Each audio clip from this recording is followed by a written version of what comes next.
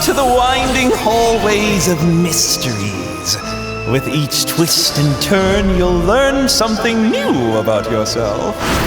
How much you'll enjoy what you find is up to you. When I told you to find a way to survive, that wasn't me telling you to go out and hurt people.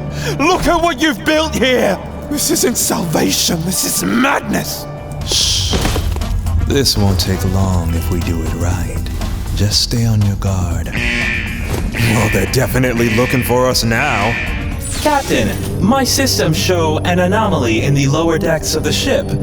I suggest having it looked into as soon as possible. No, this won't do it. I've got it. What do you say we start slicing and see if we can't make you a little more appealing to the Master's eye? You'll have to excuse my daddy's rudeness. It ain't often we get outsiders wandering in our town. Not since things started going bad around the borders. Hey! Watch where you're shooting, idiot! I'm not one of those shambling meat sacks! Hey! Chris, this isn't funny anymore! Come on! Let us out, man! We didn't mean to hurt you! All we wanted to do was... Well, hello, friends. It's been a while, I know. We've been busy. And I say we because this young man has been very busy since leaving New York and coming out to LA. My guest, as we were talking before we went live, like literally hit the ground running. To see his transition and him just to the moon, it's been really great to see. And now you get to hear his story today. I give to you, ladies and gentlemen, Mr. Torian Brackett. Hello, everybody. Thanks for having me, Trey. Oh, thanks for we had scheduling and stuff and things, but we got it in, so we're good. You're one of many, unlike the folks, coming to Hollywood to become a big famous star and all this stuff. I think for VO people, it's a little different. The opportunities seem to be greater when you come out to the West Coast, and your tribe and your network is a little tighter when you're in that proximity, within that vicinity of people. But before we get there, we're going to wind the clock back a little bit and go back to your old stomping grounds, where you are from, which is New York. So, and I know you come from the theater. Yes. What I affectionately call, he's one of my theater babies. Talk about when you were in school, was theater and the arts something you were always interested in? If I'm really, really honest with myself, I think it's always been there. I got to do a play way back in 6th grade that Wow. I ended up booking the lead in. That was so exciting. I'll never forget that the teachers on that floor of the school, they had us audition and they had us like read our ABCs and different emotions: happy, scared, angry, all that stuff. I ended up getting the lead in this like Black history play about different figures from that time, from Motown and the Harlem Renaissance, all these people coming and performing for this class of students. And I think from then it's always kind of been in the back of my head and in my heart of like, yeah, I want to be on stage.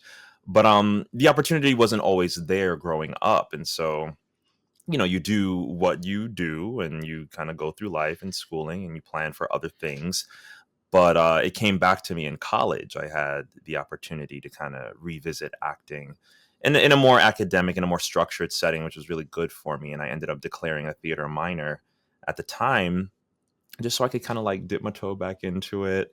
While I was pursuing, I was going to try to be a language interpreter and work at the UN, and interpret Japanese for diplomats and stuff. That segues into something else I will bring up later on. Okay. Yeah, that was my original plan. I had applied to do an exchange program, the JET program, and right after school, if everything worked out, I would go live in Japan and teach English to students and kind of take it from there.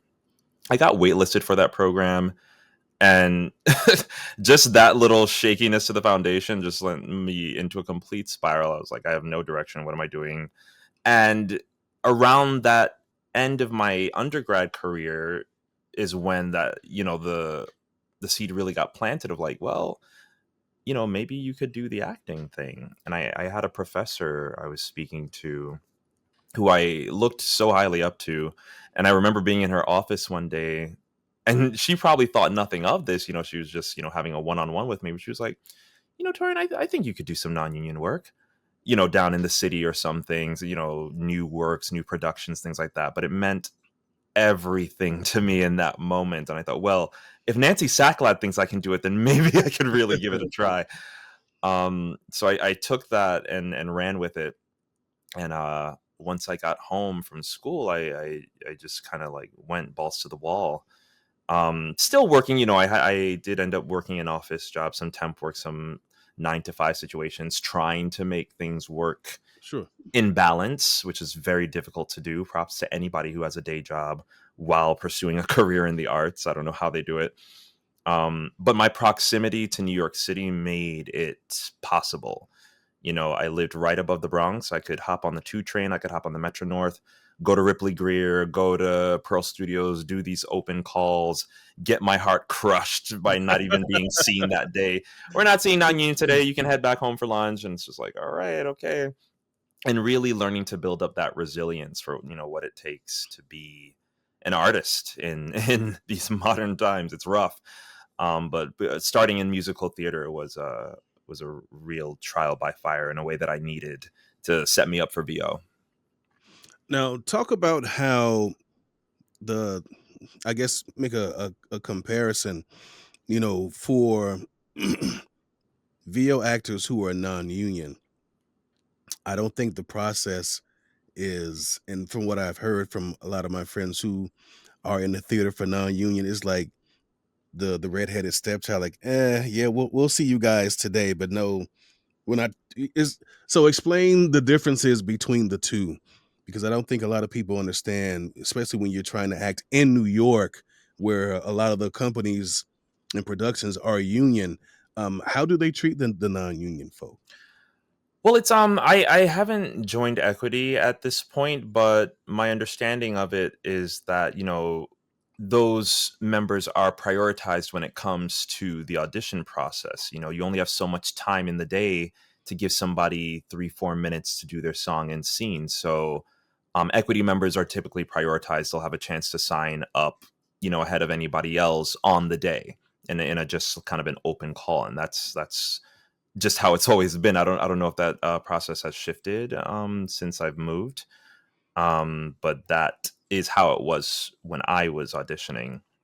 And so, if you're non-union and you want to be seen for these productions, you show up at the crack of dawn to get on what's likely a long line of people who also got up at the crack of dawn to wait and write your name down on a list, so that as they're going through the day, if they've gotten through all their Equity members at the time, they'll go to the non-union list and start at number 1. Hey, come on in, come get seen. And you wait and you wait and you wait. Of course, they're going to take a lunch break. And it's usually at that point in the day that they're like, we've seen what we need to see for today. You guys can go home. And that was not uncommon, was, you cut out your whole day to try to get an opportunity just to be told not today. Yeah. Yeah. Oof. Do you remember your first performance on stage in New York? Yes, I it was not too long after moving home. I got to do a production of The Fantastics up in Peekskill, up in Westchester County, where I played the boy, and that was really exciting, getting to jump into kind of one of the classics. And kind of simultaneously, I had booked a new work in the city, that this kind of retelling of the Alice in Wonderland story. It was called Speakeasy, the musical. And it was like an Alice in Wonderland set in the Harlem Renaissance. It was very Oh, that's interesting, dope. very raunchy. It was a very like sexy retelling. But Oh boy. yeah, that was my first kind of foray into like, you know, a lot of fresh new faces, putting on a new show. You kind of just do whatever you have to do in a small theater and make it work. And yeah, that was very exciting for me. I was like 23, 24 maybe. Oh, that's cool. How do you and like you said, you had uh some 9 to 5s in between there and going to these auditions. How were you able to, if you could, get that balance? So let's say you booked a show, and I know rehearsal times and call times you got to be there. How were you able to explain to the 9 to 5 folk, hey, listen, I just got cast in a show. It's going to be however many weeks are going to be running. Like, how were you able to balance that? And then when did you get to a point to you were like, okay, I can't really do this 9 to 5 thing if I'm really going to put everything I want to put into acting and being on stage and theater. It certainly was not easy. And looking back, I think I've always had some manner of job. Like early on, it was more full time, and it got progressively more part time as the time went on. But I think that first job was I was a health credentialing specialist at this temp job, maybe about 30 minutes north of me, where basically like when a physical therapist needs to get their license renewed, I'm the one that calls up and say, "Hey, it's time. Please fill out the form." And I, Oh, okay. check and make sure they did it properly, that kind of thing. Um, and I booked those two shows I mentioned during that time. Now, I was very fortunate that the rehearsal schedules lined up in a way that, Fantastics was kind of first and Speakeasy kind of followed. And because of the way this industry is, and so many people have other jobs and day jobs and things, those rehearsals were almost always in the evening. Okay. So, what my schedule then became was get up to, I lived in New York. I did not have a car. So, get up and I would typically take the bus or the train up to the day job, get out of work, get on whatever express train I could, into Peekskill if I'm rehearsing Fantastics, or down into the city to work on Speakeasy. And this was down on not 14th, like it was Theater for the New City, and I'm forgetting exactly the cross streets, but it wasn't a short commute going from Westchester all the way down there. Gotcha. And then I would do maybe 4 hours of rehearsal, and we'd be out by maybe like 10, and I'd take the train back up, go to bed, and do it all over again. And that had to be the schedule. That was the only time I had to make it work. And I wanted it, so I made it work.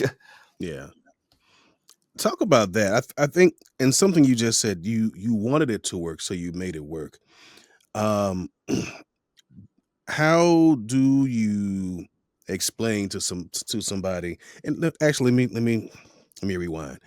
Um, because I want to get into VO, but I think it's important for folks to understand.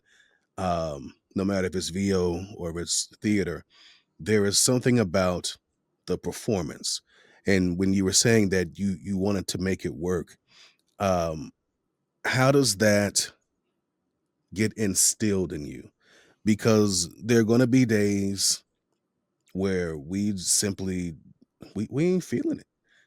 How do you drag yourself literally, like, come on, you got to do this? Like, what was inside of you that on those days that you didn't, like, I'm not doing this today, but something in you said, if you don't get your ass up, we need this. This is what you said you wanted to do, so do it. Where'd that come from? I think for me it was joy. Um, Stepping into those rehearsals, interacting with my cast, my team, everyone I was working with, those were always moments of joy. Even on the most tired days, I didn't get no sleep. I had my job all day. The moment I get on that, first of all, the commute is long enough that I could take a little nap on the way to There rehearsal. you go. But then I get there, I'm a little more fresh faced, and I'm with people who are all there to create. They're ready to create art, and that is a very joyous thing for me.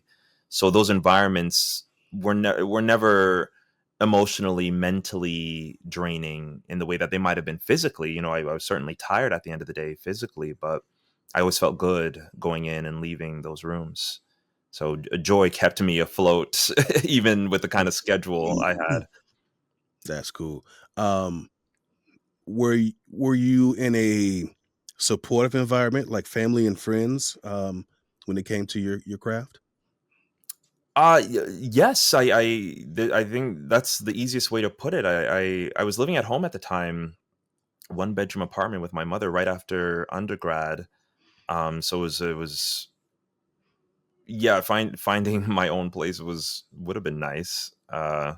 But as we know, pursuing a career in the arts can be very tough financially. You never Oh know yes. where your next check is coming from. And so I'm just very grateful to mom for kind of putting up with my aspirations all that time. And she got to see it live. She got to see the improvement. She got to see the rewards that came from the hard work. And over time, I think it started to make a little more sense to her. That's not to say there wasn't frustration and clashing and like, Sure. how long are you doing this? When are you gonna look for that real job? Those conversations, I feel like I would take it for granted, like, oh, this is a given. These are just parents, but it did happen, and you have to have that conversation with yourself of like, is this really worth it? Do you feel like you can really succeed here? And I think I was given enough data to say that yes, I could, and that's what kept me going. There were plenty of times where I was like, maybe I should just like cut my losses, and then the booking comes through and you're like, okay, that'll keep you going for That's how it always happens. yeah. It always it seems to happen like you're like, "You know what? I'm done." And then, "Hey, they want you for this thing." I was just about to give it up. Um, when you talk about, you said that your mom got to see the process.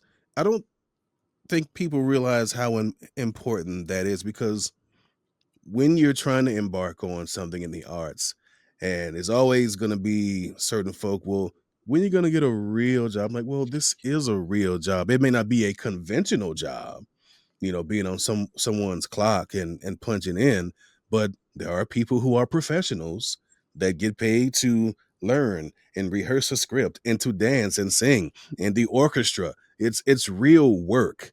Um, did you ever have folks that were, you know, trying to maybe perhaps sway you away from this? Hey, I got a friend who can get you in at such and such corporation, starting at 30,000 a year. Why don't you go take a look at that? And um, it could be a real, climb up the ladder type thing. And you just kind of like, yeah, that's cool, but that ain't where I want to be. I've never had such a generous offer. such a such a like an offer I couldn't refuse type Yeah. of like, come take this job. I've always thought about, where else my skill sets could serve me well. I Hmm. think customer service was always in the back of my head, hospitality, maybe I'd work in that industry, become a flight attendant, things like that. Those were always swirling around as like, if this really doesn't work out, maybe I could Yeah. fall back on something there. But no one ever really overtly, besides maybe mom, like, hey, did you see this job is available? It's always the mamas. It's always mom. And it's always coming from a good place. She wants me to do well. Oh, yeah. But like I said, her getting to see, because like I'm a second generation immigrant, right? I was born here, but my mom came from Jamaica originally. And so it's just a different culture. It's a different work ethic. The It's a work different ethic. Yeah. way of seeing the world. Hmm. And so when you've got your son kind of like, what are you doing all day? You're just looking up auditions and then you're just playing games. Okay. So what else are you doing? And it's like, Yeah. well, there is a method to the madness. They don't understand. And over time, she really did get, especially when she would get to see a show. It wasn't all the time, she worked a lot, but I was always so happy when she was able to come see the fruits of that labor. Yeah. That's cool. Yeah, I think it made So a big difference. so let's slide up a little bit. So now you're doing performances and you're really starting to get into your groove of the hustle and bustle of, you know, show business, although it's on a lower tier, but still it's entertainment. Someone's coming to see you do what you do. Um, how do you get introduced into voiceover? Yeah, so I feel like I had somewhat hit my stride, maybe around 2017. I was working on this children's theater production that was pretty consistent. We would drive around to different public schools in the city to talk about traffic safety, and it was a cute little musical, actually, very Really? like 90s hip hop type thing. It was so cringy when I think about it now, but it paid some bills. Hey. So that was happening. I had gotten a chance to work with a colleague, or he had introduced me to this production team that was doing a musical about the history of Nantucket. And so I got to spend 2 summers out on that island doing that. It was one of the best times of my life. And that kind of leads into, this next era, because I had the two girls I met there were living in California at the time. And so that connection was made. I'm still very close with that cast, Nantucket the musical. Nice. And so with that connection kind of there, and coming back home in like 2019, and still doing shows, still doing what I had been doing, making things work. Um, yeah, that was going, and I was, looking towards maybe joining the equity union and getting those priority spots and working towards that. That was all kind of the long-term plan, because it has to be long-term. I don't believe that there's any fast tracking in a career like this. Yeah.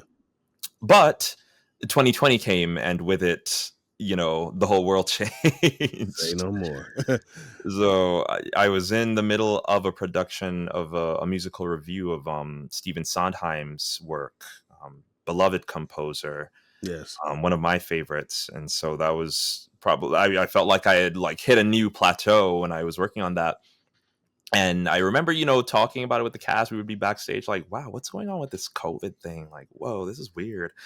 Gosh, well, we better get on stage. We got another week of the shows to do, out of sight, out of mind. And then we got word that that venue it was a college theater venue that we were using, and they were shutting down the campus.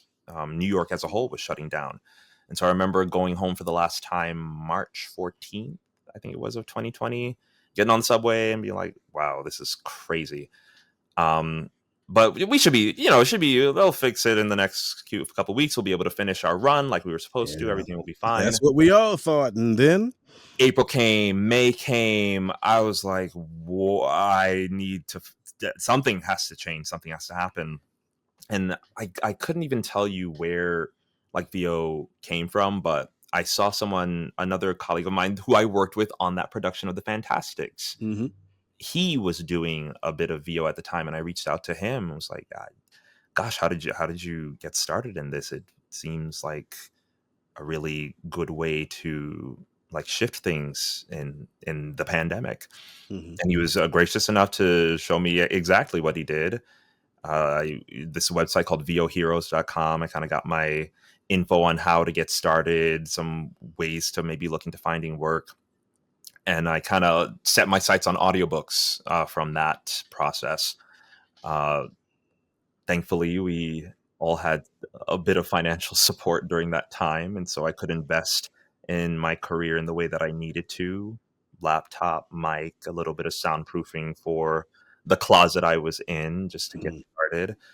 And I recorded some samples, put them on ACX, and I was fortunate enough to have an author reach out, like, I think the next day after I posted those demos. I think Oh, the algorithm, the way that works is like the new people just end up on top of whatever searches. yeah. And this woman, Erin Spencer, nah, excuse me, Emily Erin, I believe it is, wrote this series called Tainted Moonlight, that I got to work on the first 3 books for, and that was kind of my trial by fire into VO, audiobooks, editing, Yeah. what the workflow is like, managing editing a file in a noisy, hot New York apartment. My mom's in the kitchen banging pans. I'm trying to like navigate all of that for the first time. And yeah, that was really the first start. And I found that I loved it. Coming from theater, getting to do a book felt like a one-man show. It felt very familiar, and I felt like I had the tools, performance-wise, to do what I Mhm. needed to do. And so it felt like a very seamless shift. And I suppose the rest is history. Indeed. I've talked with other folks who have made the transition from theater to VO, and one of the things that I find that all of you guys have in common, um, like you said, it's the only difference is instead of 500 people in a crowd, it's just you and the mic and the copy. Did you find it difficult at times? Because I know sometimes performances, it's a vibe thing. It's energy. You feed off of the people. Were you ever in a situation or in a recording environment where you have the copy and you're reading, it's like you needed to feel something from somewhere to kind of get you going?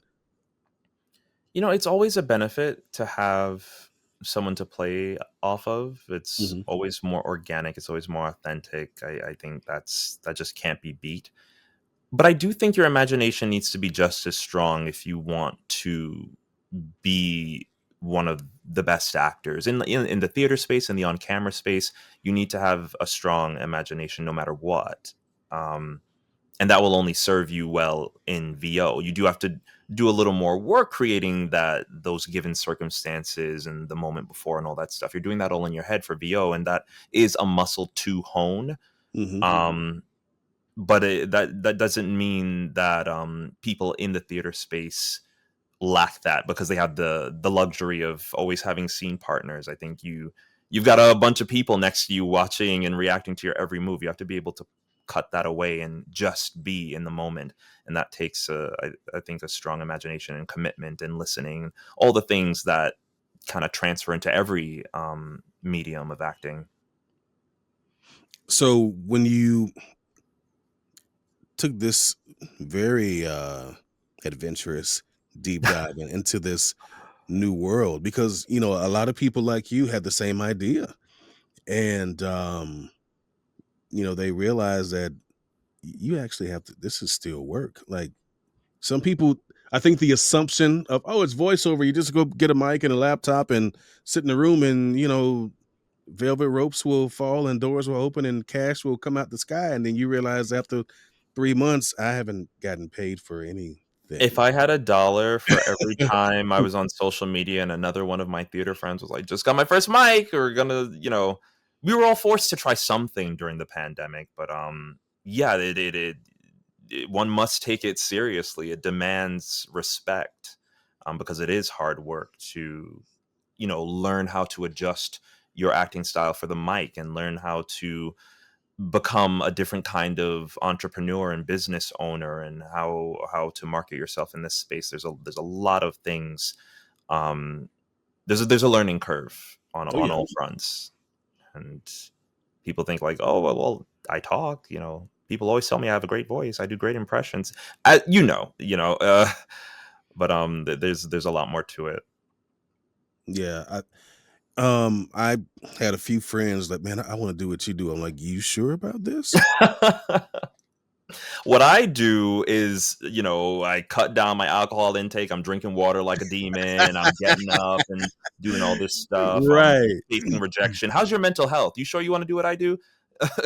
Yeah, because I tell people, I'm like, look, the stuff that I post, those are the things that I book that you see. But then there's the other 20 auditions that I did not get.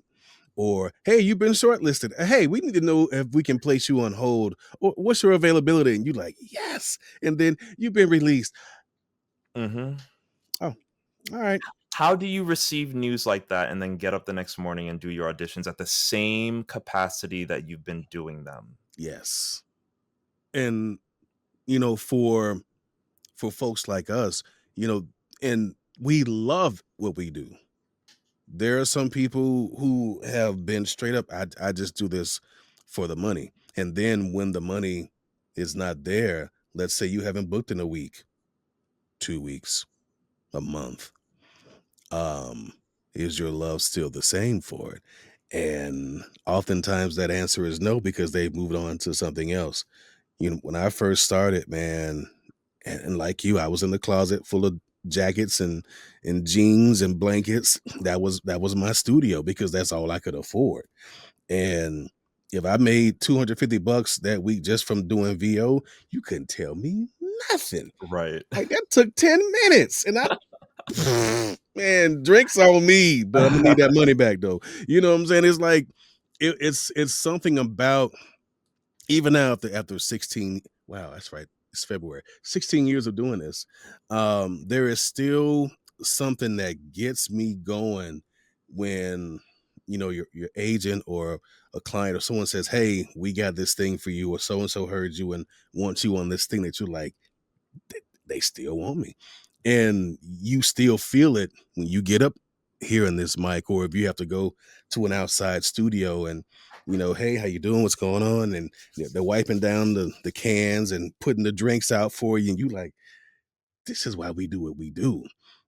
And then the easy part is, okay, hit it. And you just give them what you gave them. Rejection, I used to liken auditions to speed dating.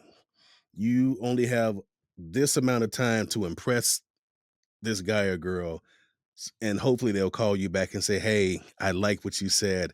Let's go out." And then if you book it, now you're on the date, but that doesn't mean she's gonna call you back for the next date. You just Right. you're like, "Hey, this was great. See ya." And you're not gonna call me back? Well, we'll see. It's not for the faint of heart. It's very it's a it's a humbling profession because you can be at the height of heights and in an instant you're like, so no one likes me now Right. because I'm not. The auditions are slowing down, the bookings are slowing down, and the money is getting low. Like, what are we gonna do? And um that's why, like, what I mentioned about joy was so important, because it's not like a big check was coming in from the Fantastics or Speakeasy. The joy was coming from doing the job. right. And I think when you are in the arts, yes, once you get to a certain point and you're making a decent living, you know, that's that's good, yes, but it had to be the joy and the excitement that fueled you to keep going to get to that point where, oh, I just booked this thing and it's blah blah blah $1,000. Like, because you remember the days when if you did a show and you got paid $200 and people who are on the outside like, you did all that work for $200. I sure did. Why? Because I love it. And it's something that you the experience of it all, the experience of the process of the auditions, of the rehearsals, things that go on behind the scenes, the memories that you make with your castmates, even when doing VO, even though it's rare, if you are in an ensemble cast, or you could be going into studio and see a friend coming out studio and they're like, "Hey, I didn't know you was on this project too." Right. It's like, "Well, what you doing later?" "Well, I got like an hour to kill. Well, I'm only gonna be 20 minutes." And then you can go have lunch and chill for a bit and go on with your day. It's like the things that people don't see, that's what really makes what we do in the arts. Like you said, that's where the joy comes from because you it's like going through the wilderness and you finally find that tribe. Like, I am here, and they like, we've been waiting for you. Come on in. Oh, And it's something about that, the welcoming of it all. mm. When you find those people that now you don't feel as awkward because you're trying to explain something to someone that doesn't know, and it's like, I don't get it. But then you can be around and amongst those folks that when you say a thing like, tell me about it. I just went through the same thing. You're like, people who get me.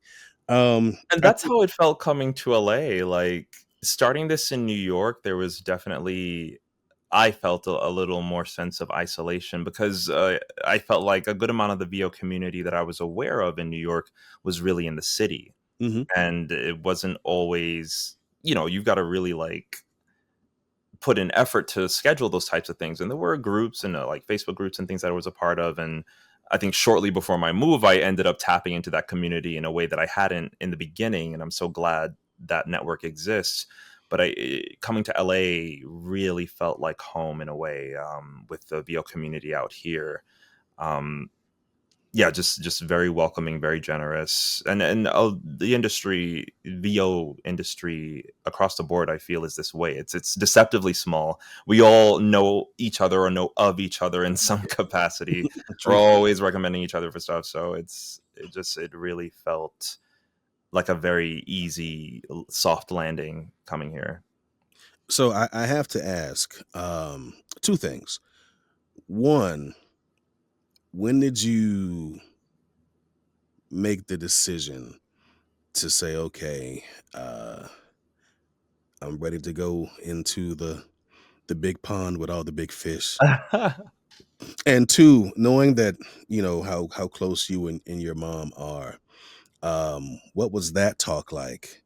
Uh, because like you said, you guys, she's been there from the ground up, watching your evolution from theater, now venturing into, it's still performance, but it's a performance of one. Excuse me, going into voiceover, and you're starting to really, get things under your feet.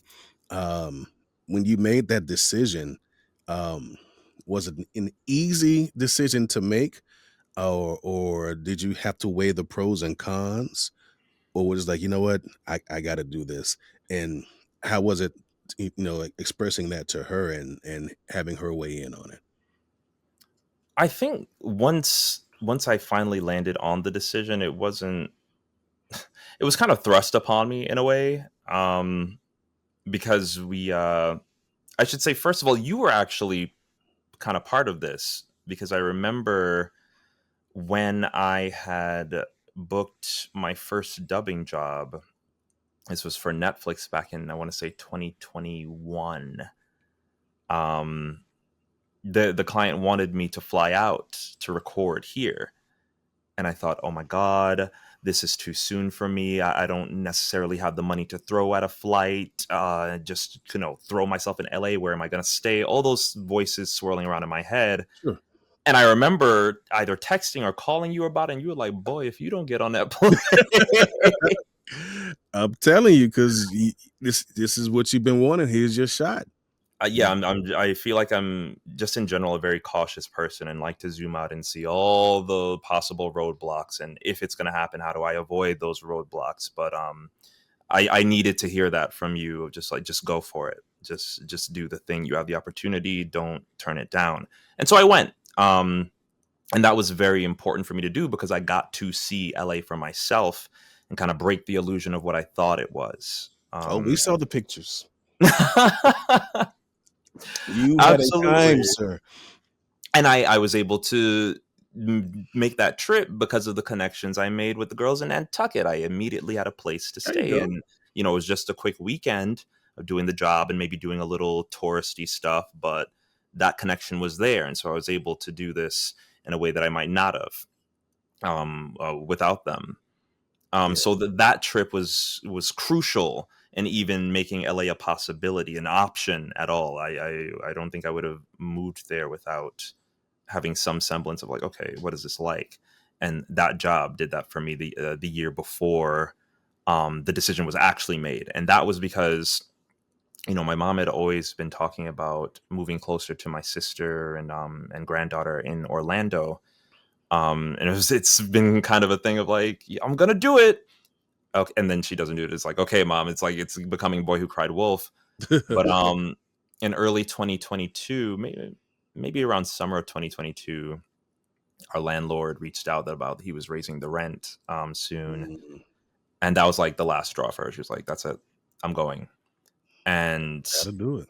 this was maybe 2 years into my time with VO. I had gotten some work. Books seemed pretty consistent.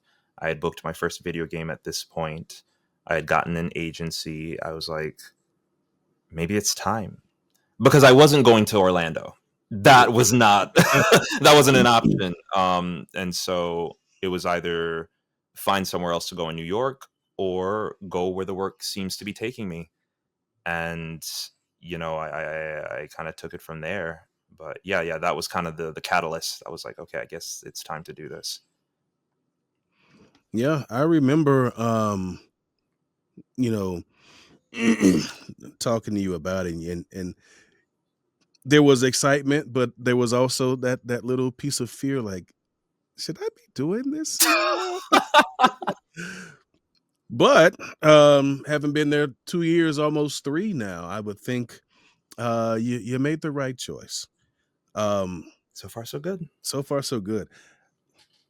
Do you recall? And I've had this happen to me, and I like to hear it from other people. What I call the "I'm really here" moment. The first day you wake up Mm. in the new city and nothing's familiar to you, but there's still a familiarity to it. Has that ever happened? So, having been to LA for work, but now here it is.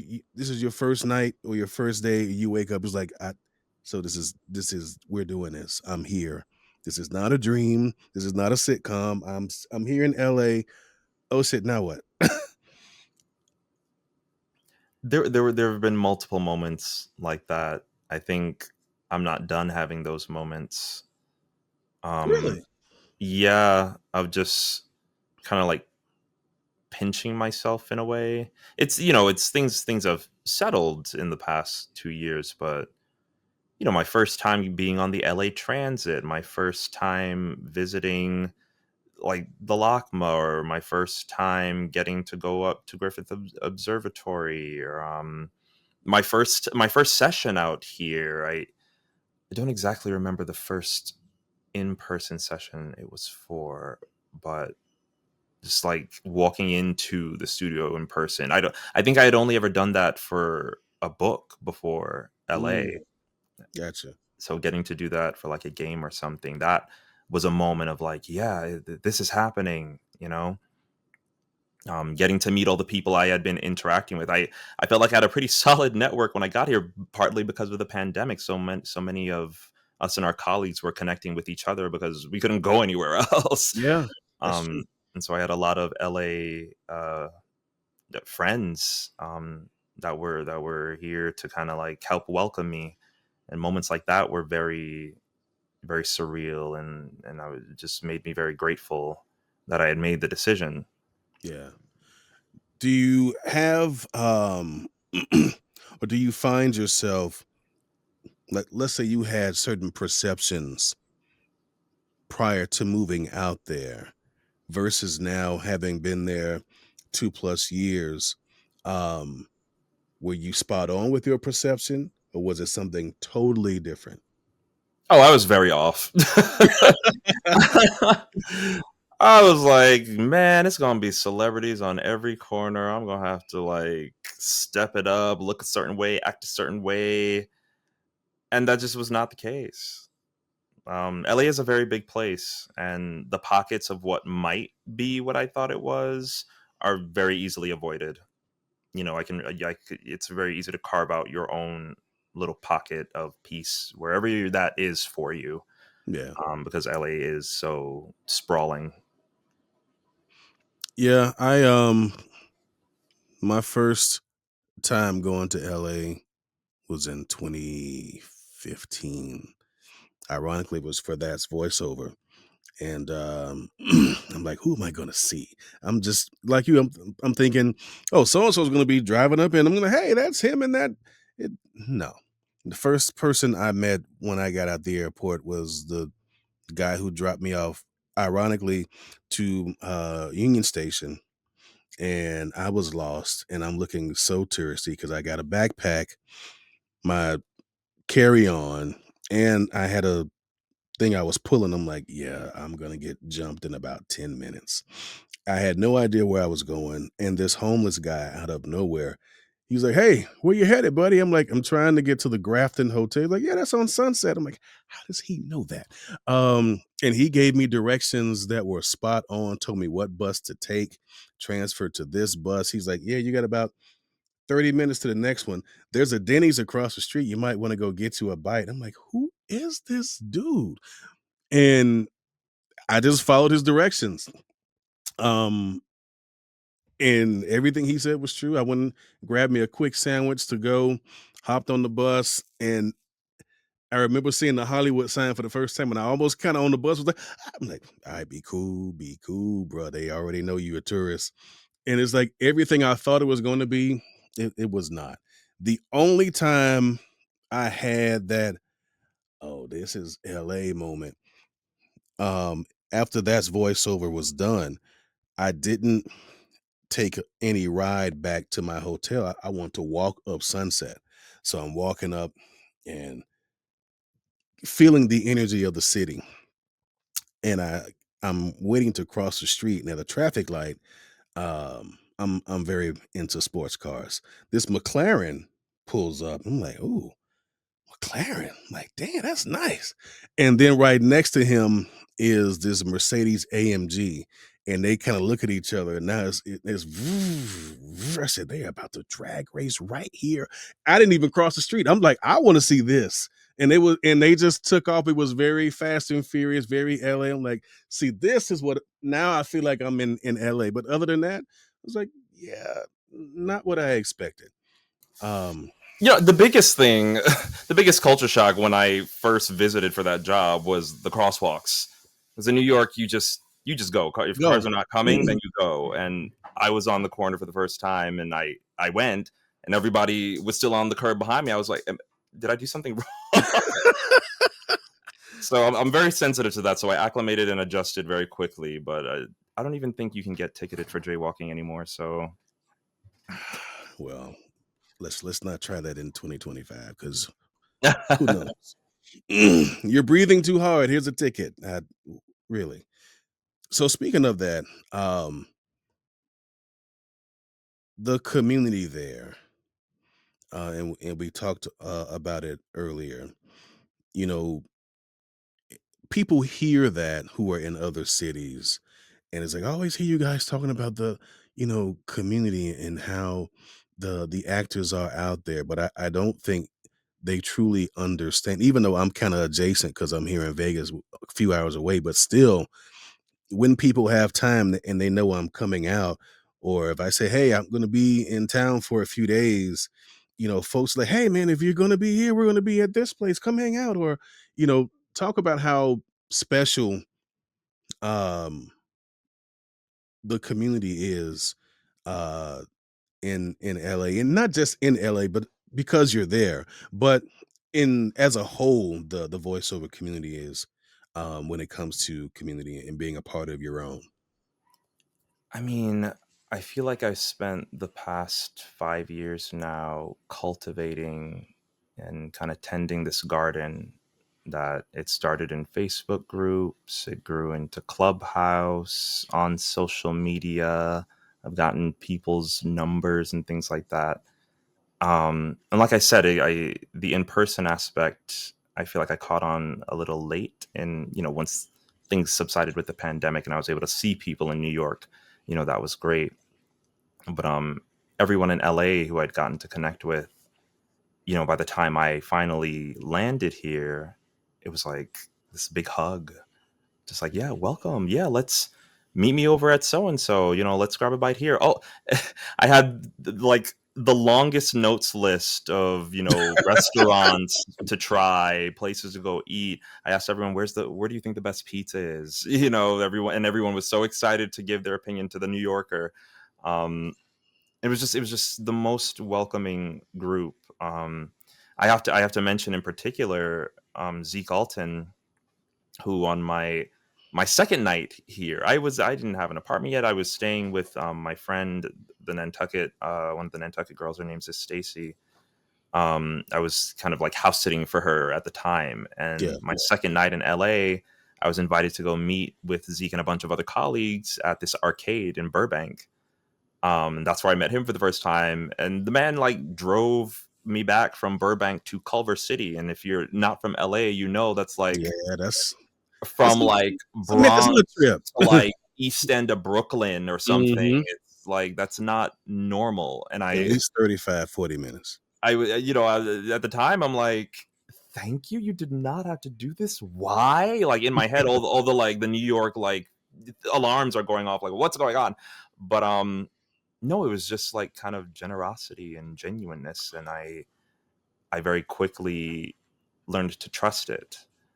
And I'm just very grateful for it from all the people that I've met out here who have been so gracious. And yeah, the community is strong in an industry where so many people are recommending jobs to each other and bringing people in, like, hey, you should have so and so audition for this. They might be better for it than I am. That kind of thing. It just lends itself to everyone supporting each other, especially during the strikes. I mean, I landed here January of 2023, and I was marching around Disney with the writers in like 4 months.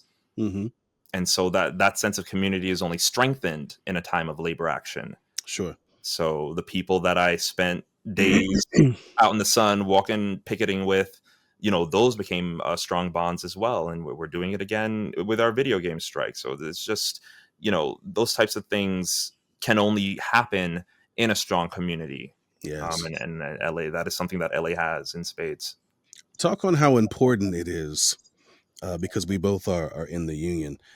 How important it is. Sometimes people feel like, oh, well, if you guys are going to strike, then we really can't get any work now. But it's like these folks are on the line for us. It's not like for those who are marching out there, that they're the bad guy. Here are this collective of people who, whether you want it or not, on your behalf are saying, hey, this is not fair what you're doing, and we don't like it, and you guys need to change it. Talk about the importance of amassing a group of people, and standing in what you believe in to make change happen. I mean, it really is kind of the only option, the only leverage, the only enforcement that we have as, you know, independent contractors, employees, whatever you want to call it, the workers. When something needs to get done and it's not getting done, to the point where the entire career is at risk, the entire existence of the job is at risk, Hmm. the only leverage you have is the work and the value of your services that you provide. And so no is a very powerful thing. And I think a lot of performers hear that, and don't necessarily take it to heart. It's so easy to feel like you don't want to rock the boat, or you don't want to get blacklisted. You don't want to upset the person who's gatekeeping the opportunity. Yeah. Um, but we're in a position right now where there may not be an opportunity. Talk about it. And so it's very important that we kind of stand together in the time we're in now, and say no, and say this is what we need to work safely. And I think we've shown in the TV theatrical strike, in the animation contract that we've gotten, in all the other AI deals that SAG-AFTRA has been able to accomplish, that here is the narrow way you are allowed to do this thing you seem pretty desperate to do. This is all you get. So it's either that or nothing. Yeah. So it's extremely difficult for people who are in, a position of struggle, who are trying to make ends meet. No one should have to be put into that position. And it's painful to have to make those decisions of like, well, do I take this job that could make this last longer so that I can support my family? It's a tough decision. And the thing I would say to that is, like, you're not the only one doing it. And it's helped me make those decisions when I know that there are other people holding the line with me. There are other people going through a similar struggle, and it's worth it for all of us to hold the line on that front. Yeah. It really, really is, because the short-term gain will be outweighed by the long-term risk if things go a certain way, unfortunately. Absolutely. Before we let you go, because we are coming up on, Sure. I mean, it has zoomed by. Yeah. Going not too far back, but you brought up something. You said that if the thing in the arts wasn't going to work, that you had thought about doing some stuff in Japan. Ladies and gentlemen, Torian speaks pretty good Japanese. And he's like, damn it, not you did not go through. Moskoshi anashimasu. He cussing me out right now. I don't know what Don't he said. even. I don't know what he said. I'm sorry. He just called me all kind of, I don't know what I understand more than I can speak, and even then, I did take a couple of semesters in college. I did the thing. I went towards it. But language learning is something that you must practice all the time. If you do not, you will lose it. and that's where I was going with this. Like, Yeah. of all of the languages, what fascinated you with Japanese in particular? Oh, I'm such a nerd.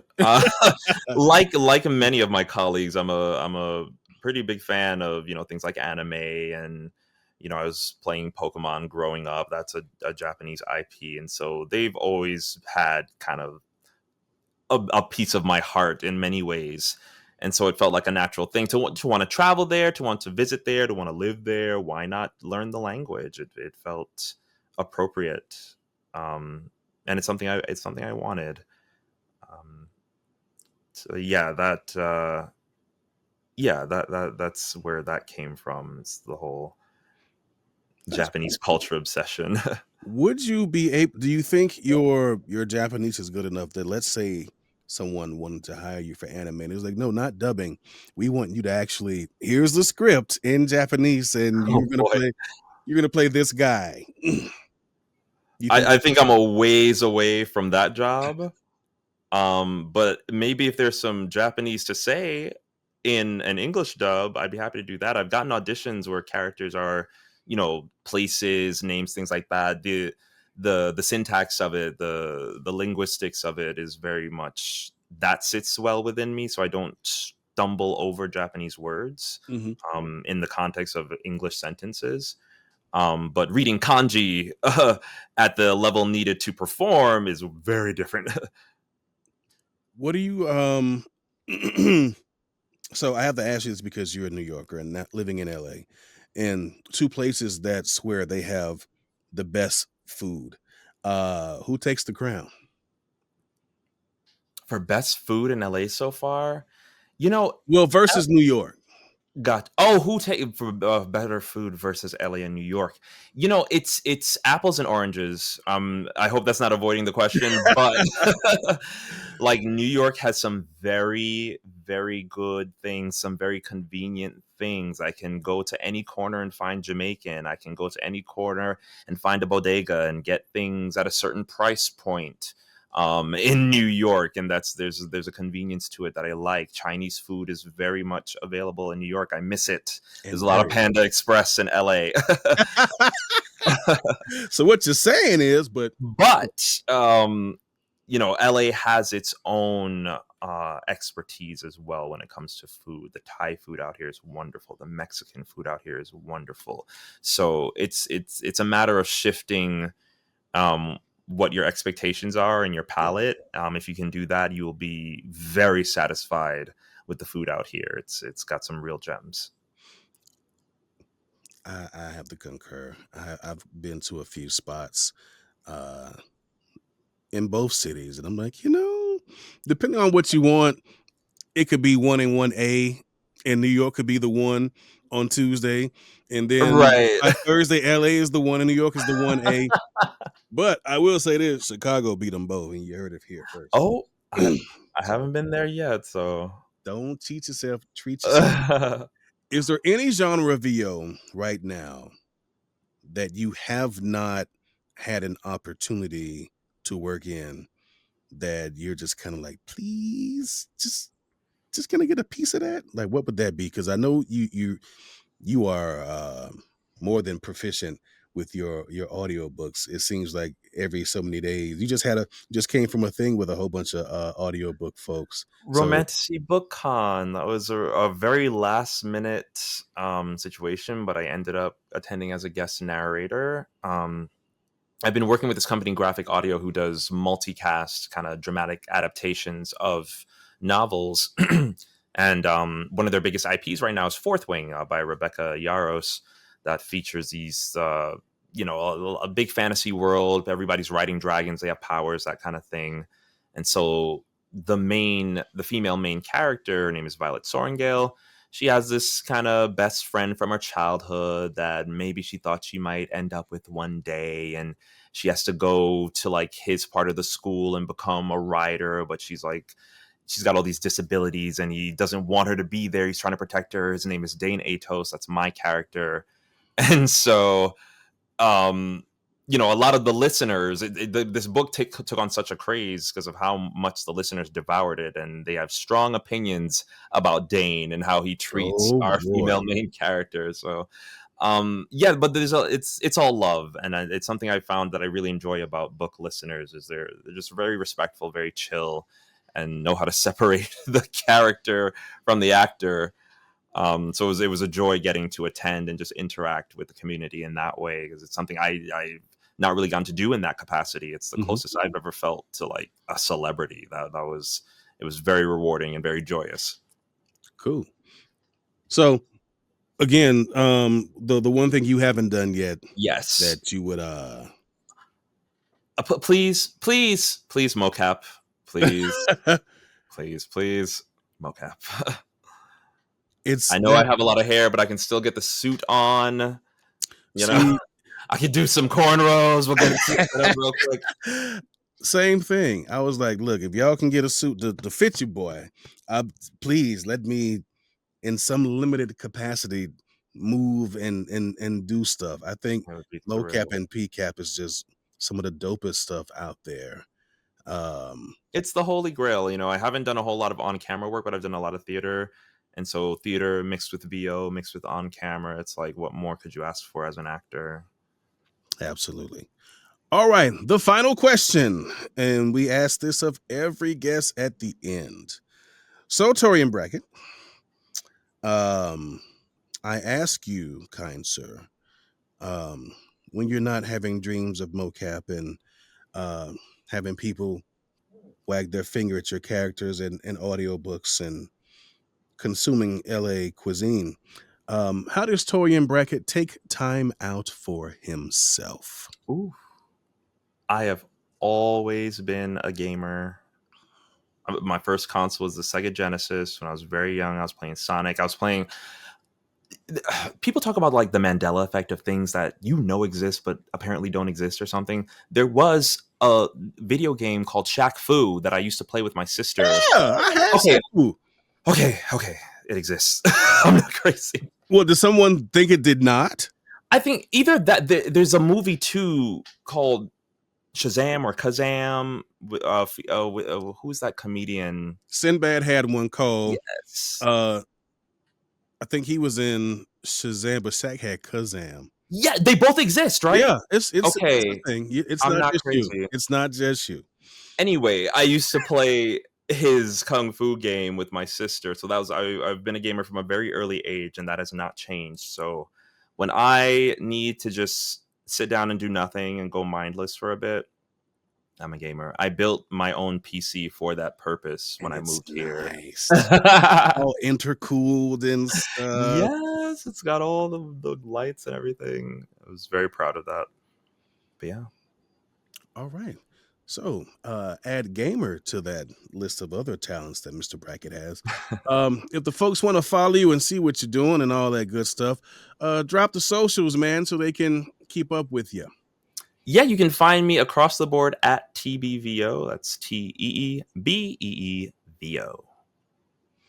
All right. Well, speaking of socials, we have had a very social time ourselves today. Yes, and always good to see you. And I've been out there a few times, but it's like I've been there for literally a day and go. And I'm like, I don't want to tell people, hey, I'm going to be here for 8 hours. Your whole day's gone. Yeah. So, but the next time I actually have some time, I will be hitting you and some other folks up so we can grab a bite and talk and all that good stuff and hugs. Likewise, I gotta visit Vegas at some point. Between now and May it's not 100. We just had our first 80-degree day, but today is like 67. Wow. So that was an anomaly. I'm like, what is? I'm like, because the house was hot. I'm like, why is it so hot in here? It's 81 degrees, but today is 67. I was at the park just the other day. It was a 72-degree day. Folks were out there with bouncy houses, and I was actually in the park writing a screenplay. But yes, the doors are always open. Would love to have you come on out and hang with us. And speaking of, I'm glad you guys hung with us today on this episode. Until next time, take some time out for yourself.